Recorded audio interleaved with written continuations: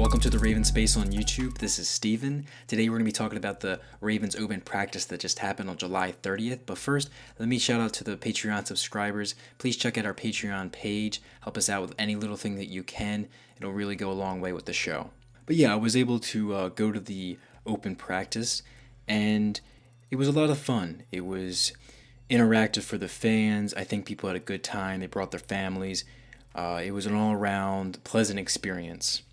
They gave us these lights for the show that happened afterwards, as well as these noisemakers that were pretty neat that had player details and the schedule on it. They did signatures after the practice. There was a fireworks and laser light show after that, and even the Seven Nation Army chant broke out during it.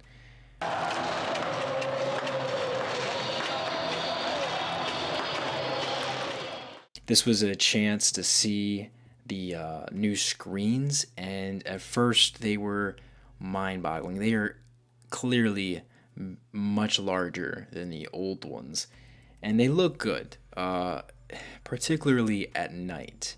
During the day, when it was still bright out, they seemed a little pixelated. They also had these weird defects. I was sitting directly under one, and looking up at it, there was this, strange blackness at the top, which I suppose is just the way that I was viewing it. It was the perspective. However, on the screen across from me, there was these weird small dots that kind of stuck out on the screen, and I assumed they were from the reflection of the sun, because as the sun went down, they changed their position on the screen, and once the sun went completely down, they were gone. And I gotta say, at night, it looks really good, but during the day, it might be a problem. Most games are at 1 o'clock, so if it's sunny and bright out, there might be some issues with the screens. They also added a second ring above the one they added a few years ago, and this one I gotta say it replaced the old scoreboard that was on the side, and it looks much better. It's nice and bright and big and bold. It's easy to read and see. It's wonderful. I really like that addition. They also moved the Ring of Honor, a section up, and kind of moved some names around, but it's small. As I said, the fans were in it. There was a pretty good turnout, and there was even a dance breakout with a young, adorable fan and Brandon Williams. It was really, really funny. Brandon Williams actually did a handstand, and I think that won it all. But yeah, it was great. This interaction with the fans. It was a good time. And the fireworks and laser light show afterwards was pretty neat. But let's get into what you guys, actually want to hear and talk about. So there's a few things that I really, kind of stuck in my mind and that I want to mention.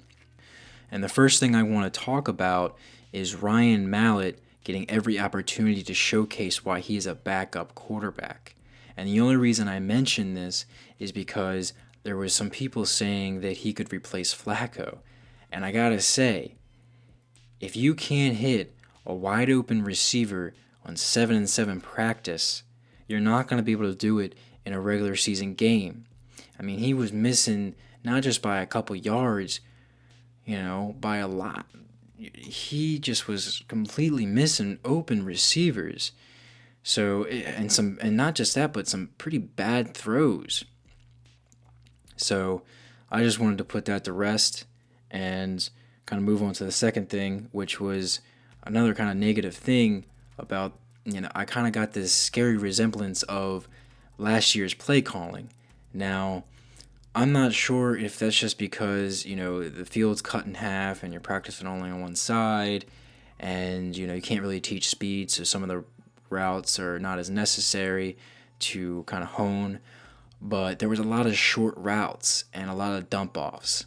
And that kind of, and another thing, because we've got some backup quarterbacks in there, and they don't have as strong of an arm as Joe.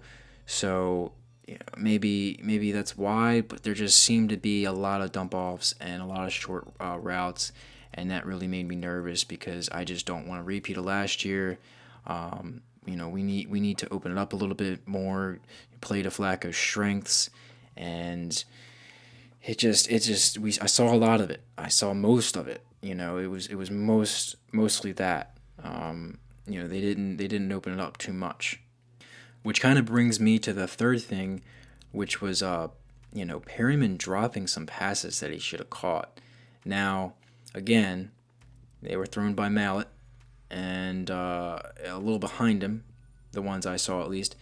And so, but the problem is this was an issue last year. It was something a lot of people were complaining about, myself included. But it seemed to me, a lot of it was something, technical that he could work out, that he could hone. And it just seems like it hasn't improved that much. I did see him make some good grabs. But again, there were some passes that you got to catch, you got to make in the NFL, and he was dropping them. So hopefully, that'll change once it's the regular season. But I can't do it in practice. It's hard to do during a game. But I was seeing some drops. I actually saw Woodhead drop one that he should have caught, and that kind of went around the field. There was one actually where the ball went through the defender's hands and hit Macklin right in his hands. I don't know if he was expecting the ball to come through the way it did, but it did hit both his hands, and it was a tough grab. It was a really tough catch to make. So it would have been incredible if he would have. It would have been, heads up. So I can't really discredit him for dropping it, but it's just something that we got to be able to fix. We got to be able to improve upon. You got to make catch. You got to make the catch if it hits your hands. Honestly, if it hits both your hands, you got to come down with the ball. So, let's just hope that it doesn't become a major issue in the regular season. Another strange thing that I picked up was that Marlon Humphrey was playing the nickel some, and it's strange to me because I remember, I don't remember who, but I remember someone on the Ravens coaching staff say that they were not going to do that because they wanted to make sure Humphrey was comfortable in one position rather than moving him around and kind of, disorienting him. So it was strange to see him in the nickel. Now that kind of makes me feel like, maybe they don't feel comfortable with what they have and they'll want him to start. But, it was odd. I'd say the standout of the practice was Tim White. I saw him personally make 3 touchdowns. Now, I didn't get the first one.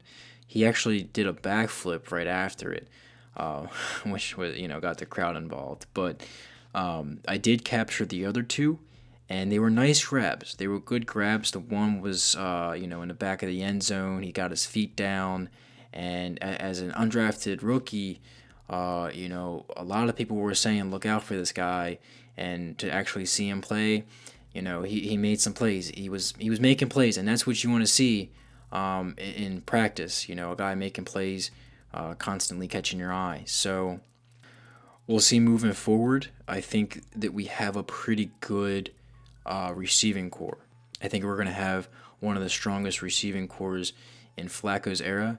Not that the Ravens have been particularly known for receiving, but I this year we've got some weapons, I believe, and Tim White, he makes the team. I'm excited. I'm excited to see what he can do, and some of the other guys.